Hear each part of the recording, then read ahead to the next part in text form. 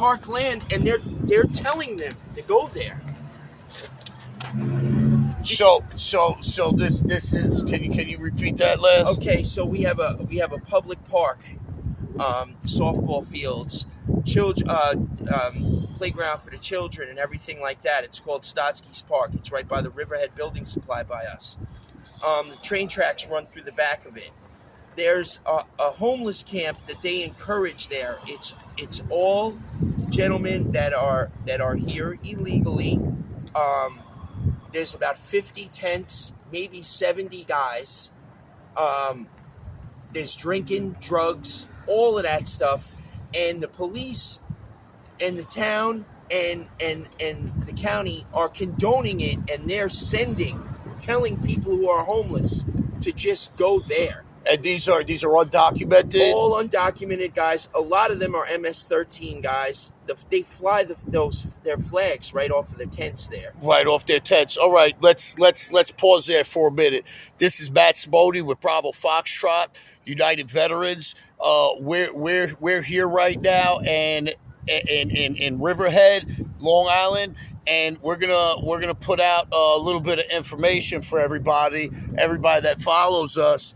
And if you could kick it off with that convoy that you were just telling me about. So I went over to Afghanistan. I always wanted to be in the Army. I ended up being too old, to actually to be a soldier. I always wanted to be in the infantry and then serve my country. So anything I could do, I kept doing research. Finally, I got a hold of a company through somebody else, and they said, well, they're looking for guys to go and repair the aerial construction, phone lines, fiber optics, just to get their communications back up from all the damage the war did. I went over there. I signed up. Within 3 weeks, I was over there. The first time I went, I was right on the border of a little area by Syria, and I border felt, of Afghanistan. I felt like I was doing some good. I went, I did my assignment and everything. It was all volunteer work. I came back, and I felt like I had some purpose. And I said, as soon as there's something else comes up, I'd love to keep helping. About a month and a half later, they called again and said they had something else. So, of course, I jumped on that. I went. There was actually 2 other guys from Suffolk County that came there to do it also. We went. It was the first time I was ever escorted by a convoy. The Army base that was closest to us, I guess, had been under a lot of fire and scrutiny with being attacked and stuff like that. In the morning, they told we were getting ready to go to work. They said, no, you guys are gonna have to be escorted. This, that, and the third. Long story short, on our way to the job, the front truck was hit with an IED.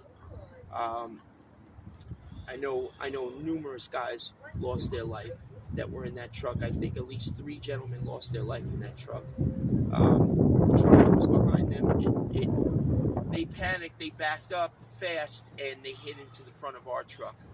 Now, there was 1 vehicle left that was able to run and drive, and they were trying to put basically 20 guys into this 1 truck just to get us out of there any way they could. And soldiers got out and walked on foot to put us in the truck to get us out of there, and they got out and walked on foot.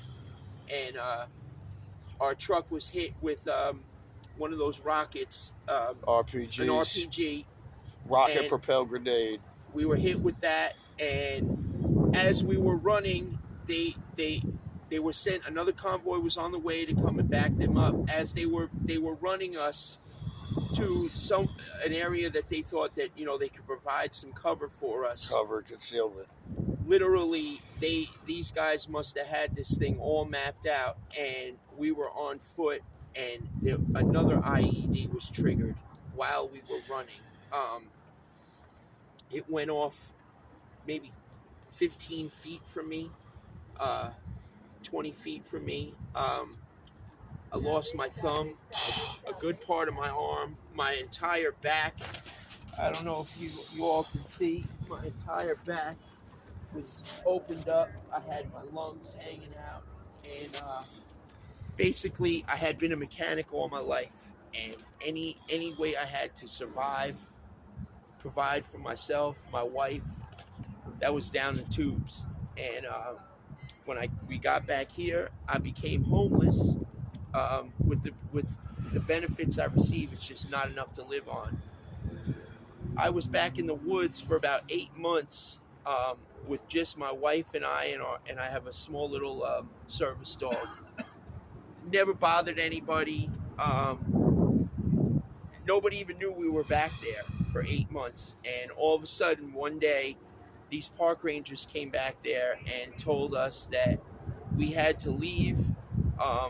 They said that I had 3 to 4 days, and they were nice guys, reasonable. They said, let me even see if we can get you some resources and everything. Called the Coalition for the Homeless for me. Then one day later at 11 o'clock at night, they sent another ranger back there, and he told us if we walked back there even to get our stuff, he was going to have us arrested. And he said that they would be there the next day to tear everything down. So whatever's there, just to chalk it up as a loss. We couldn't even go get our clothes or anything, basically, he was telling me. And I argued that point with him, and I told him that I was going to get my clothes, regardless. I said, you can't do that to me. And they flew a drone in at about 11:30 at night and sat a drone over us for 15 minutes, watching us, following me around, just to make sure I wouldn't go get my clothes. They went through all of that for a homeless veteran, just trying to get some shelter and make it through the winter. And just because I got a short memory. Can you remind us one more time about the camp not far from here? Well, there's 2 of them. There's a camp that's not far from here. It's about 5 minutes. That they have all illegal immigrants they're sending there. A lot of the guys are MS-13 and stuff. There's over 40 or 50 tents, maybe 70 guys living there. Trash everywhere. They fly flags? Fly flags. They fly their colors. American flag? No, MS-13 flags. They fly the gang colors. And it's on the same owned park land as that these guys threw me out of. And they're encouraging people to go there. They're telling them, this is a place that you can go to if you're homeless and you need to set up a tent. There's drinking and drugs going on there, fights. It's not a safe place to be at all. And then they have another one in Hampton Bays, right on the same owned park land. And I just think it's crazy that they went through all this for somebody who wasn't even bothering. Even the local police here all know me. I'm friends with all of them. They stop, make sure we're okay. Originally, they were called, and they came back there to tell me that they were not going to be the ones to throw me out, and that they wouldn't be involved with it. And that's what I got going on right now. And this is what we have going on right now as a nation. This is a wake-up call, everybody. Everybody out there, most of you know me. Some of you may not. Matthew Simone, Executive Director of Bravo Foxtrot United Veterans. This is the issue. This is the issue that plagues our nation right now. We beg you to heed this warning. This what is going on right now in this country is unacceptable. We're talking about the men and women who signed a contract up to and including the price of their lives to secure the freedom and democracy and this freedom and sovereignty of each and every citizen within this great nation. We're calling out on everybody out there listening to this, everybody out there hearing this to wake up. See what's going on. Join this movement, Bravo Foxtrot United Veterans. God bless our troops And God bless the principles, ladies and gentlemen, that made our great nation free. Enjoy your Sunday, everybody. Blessings to everybody. Thank you so much.